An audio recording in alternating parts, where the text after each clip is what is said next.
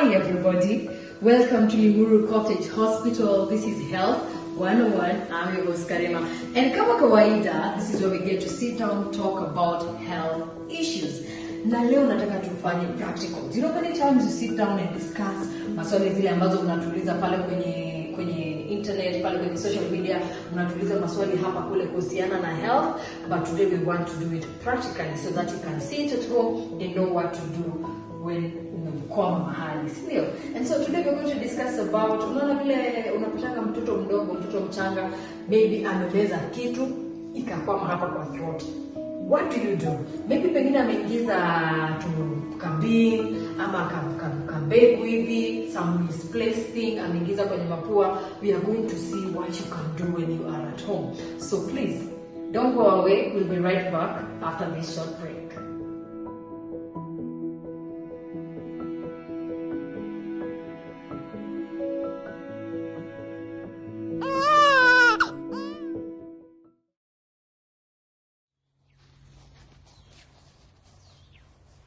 Welcome back to the show. I'm here with Madam Mary.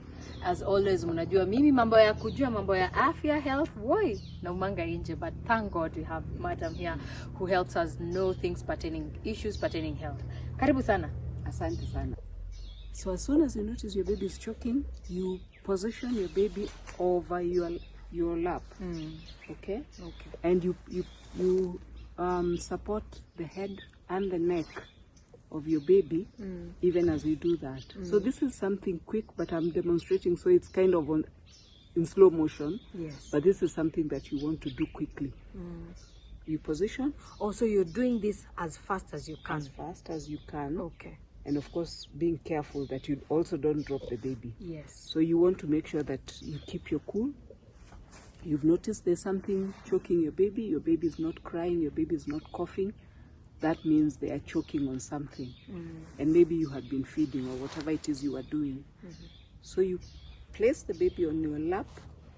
You notice that the head of the baby is a little lower than the rest of the body. Yes. And then using the heel of your palm, you give between the shoulder blades, you give 5 quick blows to the baby, and they're quite hard. So you go 1, 2, 3, 4, 5. Kwa hivyo usisikie uoga ya Usisikie uoga ya kugonga. Unagonga na nguvu. Not so hard, yeah, but at the same time usivunje mtoto. Usivunje mtoto, but yes, significant pressure. Yes. So that the whole idea is to try and dislodge what it is that is choking the baby. Yes. And then you turn the baby to check whether they have started to breathe, because ideally they should, if you have dislodged whatever it is. Okay. If they haven't, you turn the baby the other way, to now with the back facing your lap, or the front of the baby facing up. And if they're still choking, you continue to support the head and the neck, and then right here in the middle of the chest, and you sort of your guide will be the armpit. Yeah. So around the armpit, if you come right in the middle of the chest with just 2 fingers, you again give 5 thrusts. Yes. 1, 2, 3, 4, 5. And then you check whether the baby is breathing. If they are not, obviously by that time you are also calling for help. Yes. Because remember, when this is happening, you probably are alone in the house. Yes. So the first thing you want to do is to actually call for help. Yes. Shout, get somebody to even organize for an ambulance while you're doing this. But in the meantime, as somebody else is taking care of checking whether you can get an ambulance, or you can get your next door neighbor who probably has a vehicle, you continue to do that.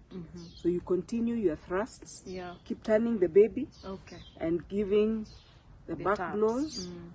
1, 2, 3, 4, 5. Check whether they are breathing. If not, continue 1, 2, 3, 4, 5. And you continue this motion until help arrives. Yes. So that is what you need to do when the baby is choking. So when you're pushing it from behind and from the front side of it, does it mean ni kama unajaribu stabilize? Ideally what that mechanism is doing is you actually putting pressure inside the chest cavity, and that pressure goes all the way up. So if it was lodged somewhere in the throat, it's likely to dislodge. That is the whole idea. But of course, you know, the baby can progress to become unresponsive because you don't, maybe whatever was choking them was something quite big. So that it's at that point that now you call for help. You call for help. You seek medical attention, and we normally give some of these classes at Lylow Cottage Hospital just to help mothers to know what exactly to do. And during that time, during the classes, we are also telling you how to organize so that you can also have transport to take your baby to the hospital. What are the measures that you want to take just in case of anything that happens to your baby. So na sasa huu mtoto mwingine mwenye kitu imeingia kwa masikio. Sasa kitu ikiingia kwa masikio, and it is probably, you can see it, na ni iko ndani sana. Again, we don't recommend that you try to remove it. Some people have used crochets, some people have used also, but you see, you cannot tell how far just by looking at it. And remember that there is a very sensitive eardrum that is ahead of probably the foreign body that has gone into the ear. So our recommendation is that you send this baby to the hospital. Seek medical attention. Seek medical attention. In the ear, it's not like it's life-threatening. It's not as bad as when they're choking, but you still want to get it removed. Because once in the ear, it can become infected, can cause infection around the eardrum, all those things. If the foreign body is in the nose, it will likely go into the back of the nose and into the throat.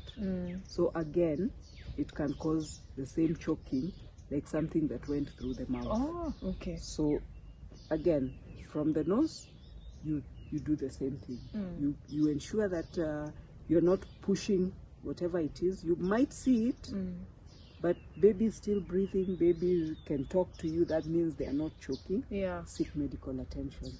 Because the other thing that happens with children is sometimes they will take seeds, like you are saying your little daughter did that. And those seeds, because the area in the nose is moist, they tend to swell. And they can put it in probably the previous night, the previous day, and walk around with it. You and you have no idea. We've had instances where mothers have brought their babies, and there's just a foul smelling something coming from the nose, and that's the only thing they come with. And kumbe they had put a seed, hata kameanza kumea, kameanza cause some infection. So seek medical attention if you notice that. Some children will actually tell you they put something up their noses, or even in the ears. Pay attention to what your child tells you. The children who will say, some of them are probably too young to speak or to know how to express themselves. They might just tell you, "Mami, dudu." Dudu imeingia. And you're wondering what? Check. They could actually have probably picked something that they're calling dudu and stuck it up their nose. So please, mothers, please, caregivers, please, let's be very attentive with these kids at home and make sure that in case of an emergency, please, you can call. You've heard Lylow Cottage is always available for you. In case of an emergency, there's an emergency number that we're going to share with you. You can call us and we will be of help. Thank you so much for tuning in. Remember to follow our social media platforms. That is Lylow Cottage on Instagram, Facebook, YouTube, TikTok. You can follow us there. You can also follow me on my social media platform, that is TikTok, Facebook, Instagram, as Lylow Karima. Until next time, adios.